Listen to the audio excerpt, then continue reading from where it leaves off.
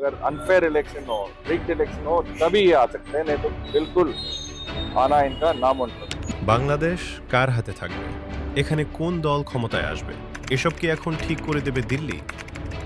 ভারতের সাবেক পররাষ্ট্র সচিব হর্ষবর্ধন শ্রীংলা যে ভাষায় বাংলাদেশের রাজনীতি এবং জামায়াতে ইসলামীকে নিয়ে মন্তব্য করেছেন তা কি কেবল কূটনৈতিক শিষ্টাচার লঙ্ঘন নাকি একটি স্বাধীন রাষ্ট্রের সার্বভৌমত্বে সরাসরি আঘাত?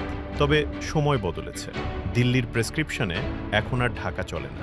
উপদেষ্টা সৈয়দা রিজওয়ানা হাসান ভারতকে যে কড়া জবাব দিয়েছেন তাতে স্পষ্ট বাংলাদেশ এখন আর কারো দাদাগিরি সহ্য করতে রাজি নয়। নির্বাচন সম্পূর্ণ একটি দেশের অভ্যন্তরীণ বিষয়।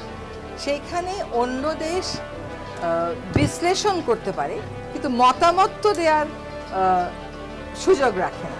তার বিশ্লেষণ থাকতে পারে, কিন্তু কে জিতলে কি ধারণা করবে, জিতবার আগেই এত কথা বলে দিলে তো এই মন্তব্য বস্তুনিষ্ঠ সেরকম মনে করার আমাদের কোনো সুযোগ থাকছে না।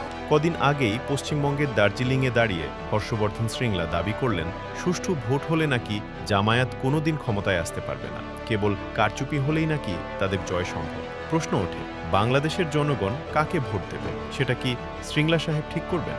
জামায়াতের ভোট ব্যাংক 5% না 10%, সেই সার্টিফিকেট দেওয়ার অধিকার তাকে কে দিয়েছে?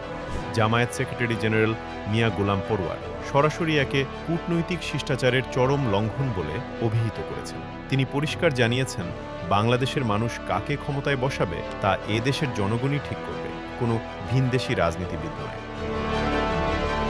শ্রীংলার এই ঔদ্ধত্যপূর্ণ বক্তব্যের 24 ঘন্টা কাটতে না কাটতেই মোক্ষম জবাব নিয়ে হাজির হলেন অন্তর্বর্তী সরকারের উপদেষ্টা সৈয়দা রিজওয়ানা হাসান।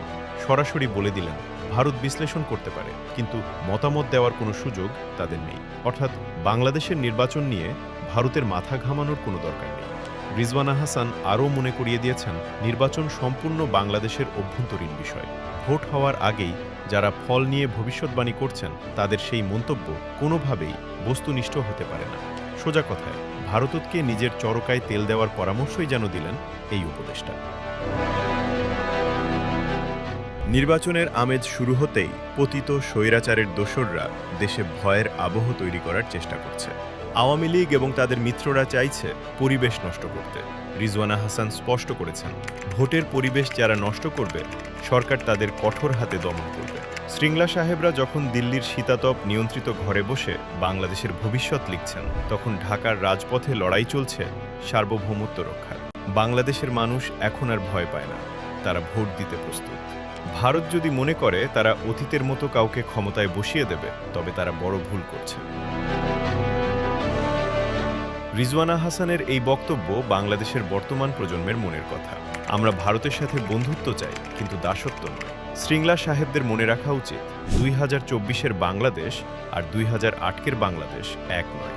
আপনাদের মতামত কেবল আপনাদের সীমান্তের ভেতরেই সীমাবদ্ধ রাখুন। বাংলাদেশের মালিক এখন এ দেশের জনগণ।